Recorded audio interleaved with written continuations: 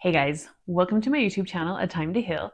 I am super excited to be starting a YouTube channel. I have a podcast also called A Time to Heal, and I just decided it was time to start a YouTube channel. I feel like there are more things that I could do, and I'm really excited about getting my message to more people and the different ways in which I can share it. So, I'm Britannia Wilkerson. Most people, though, call me Brittany, Brit, Mom, or Momlet, as my medium child calls me. Not that he's a medium child. Not that he's a medium. He's my middle child. I like to call him my medium child. Anyway, so the purpose of my YouTube channel and my podcast is to share all the things that I've learned in my healing journey with you to help encourage and support you along your way, teach you tools and tricks and stuff that I learned that can help you. I'm super excited to share all of these things that I know to help you because they helped me so much and I know that they will help you. So I started my healing journey probably about 8-ish years ago. But really it began like there's backstory to it. So after I had my first child, I got really triggered. Like I did not realize I had PTSD, but man, it came out so bad. I would get so triggered. I had such a hard time controlling my emotions and my reactions.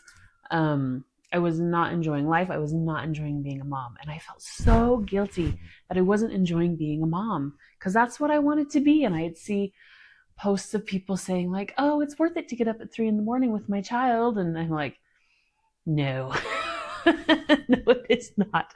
And just how other moms were. And then like, that is not me. And I decided, maybe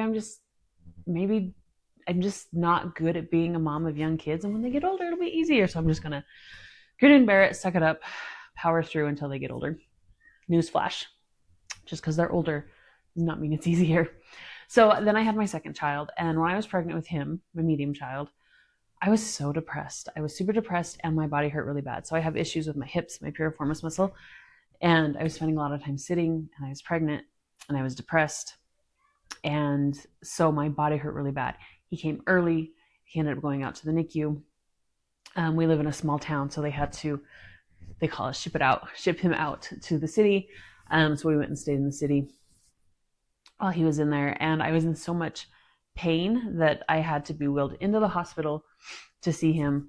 And I just once again felt bad about feeling like I wasn't a normal mom just because of the mental state that I was in when he was born, and he was born early.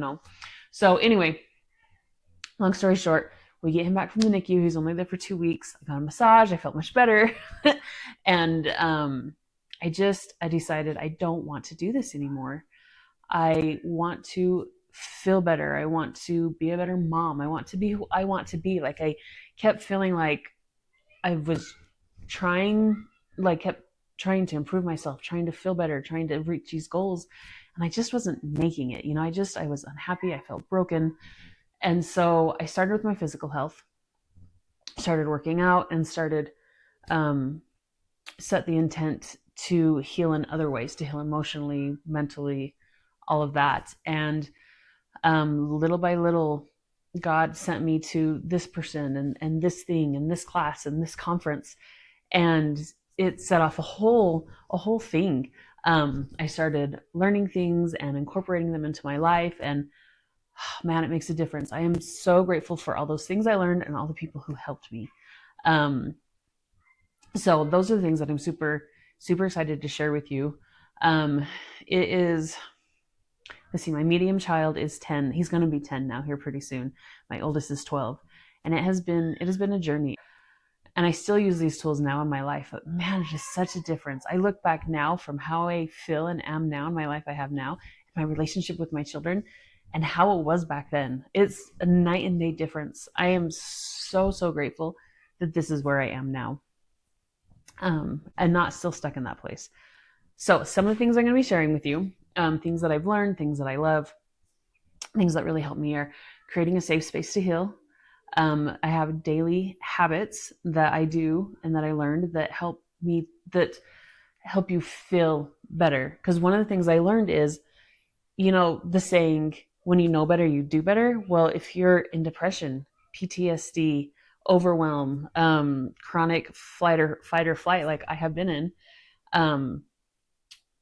it doesn't matter how much you know if you don't feel better, if you're depressed, if you're anxious, if you just feel like you can't pull it together and do that thing. So I've taken parenting classes before, and it was interesting to me, like group parenting classes online, in the comments where some of the moms are just like, I'm just not getting this. I'm trying it. It's not working. I've taken Love and Logic a couple times. I really like Love and Logic, but you need to be able to use it in such a way without getting triggered, without getting upset. And when you have PTSD, it is really hard to do. And so as you use these tools, as you feel better, it just makes it so much easier to do better. You know, we get so down on ourselves and have this shame and guilt. Like I work full time now outside of the home, but I was home full time for 11, 11 years with my kids, and the anxiety and the depression. And I would just look around the house and just be like, this is all my fault, but not able to do anything about it. Not that it was all my fault, just that's the feelings, the shame and the guilt of I have clothes piled up over there, or this is a mess, or the kids are doing this, or they're not listening, or whatever. And it's all my fault, and there's nothing I can do about it. And not being in a place emotionally and mentally to be able to do something about it. So, as you can tell, very passionate about that one. When you feel better, you do better.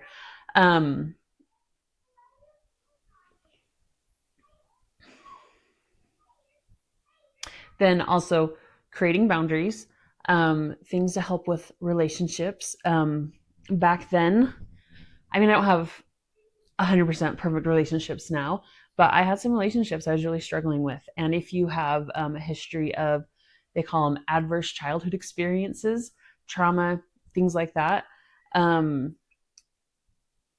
fixing not physically with that person, but for yourself, working on your relationship with that person and the people in your lives.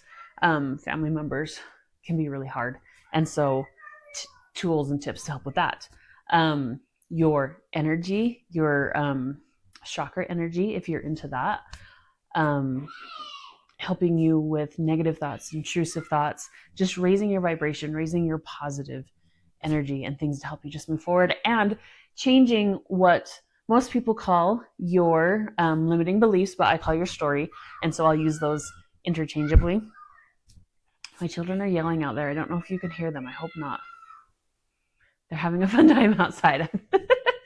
Anyway, I am so excited to share these things with you, and I know they will help you if you are in a dark place, if you feel stuck, if you feel unhappy, if you feel broken, if you have a lot of shame and guilt. I know these things will help you. I hope that you will continue to join me in future videos to learn these tools to help you get out of that dark space and get into a lighter, happier place. Until next time, see you later.